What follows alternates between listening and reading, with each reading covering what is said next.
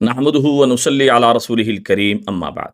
جو مرد عورت کھانا کھانے کے بعد یہ دعا پڑھ لے، اللہ جل شانہ اس کے اگلے پچھلے گناہ معاف فرما دیتے ہیں۔ یہ میں نہیں کہہ رہا ہوں، بلکہ اللہ کے نبی نے فرمایا۔ سنن ابی داؤد حدیث نمبر 2023، اس کے اندر یہ بات موجود ہے۔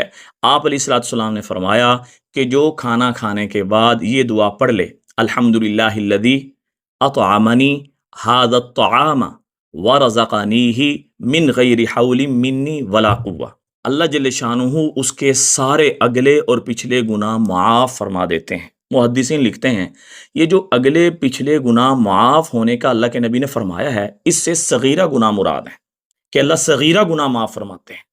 کبیرہ کے لیے توبہ ضروری ہے، کہنا پڑے گا کہ اللہ جو میرے بڑے بڑے گناہ ہیں، کبیرہ گناہ ہیں، ان کو بھی معاف فرما دے۔ لیکن حدیث کے اندر اس کی تصریح نہیں ہے۔ محدثین نے فرمایا جو بندہ اس نیت سے پڑھے کہ اے اللہ، اس وقت نیت کر لے کھانا کھانے کے بعد جب یہ ہم دعا پڑھیں، بلکہ دیکھیں آسان سی دعا ہے، اس کو معمول بنا لیں اور اپنے کبیرہ گناہ معاف ہونے کا بھی تصور کر لیں، انشاءاللہ تعالی اللہ صغیرہ بھی معاف فرما دیں گے، اور کبیرہ گناہوں کی جو ہم نے معافی کا تصور کیا ہے، اس سے انشاءاللہ تعالی اللہ جل شانہ ہماری ساری زندگی کے کبیرہ گناہ بھی معاف فرما دیں گے۔ اب کھانے کے بعد کتنا زبردست موقع ہے کہ ہم اپنے سارے کبیرہ صغیرہ گناہ معاف اس طرح کروا سکتے ہیں، اور بلکہ اگلے پچھلے گناہ معاف کروا سکتے ہیں۔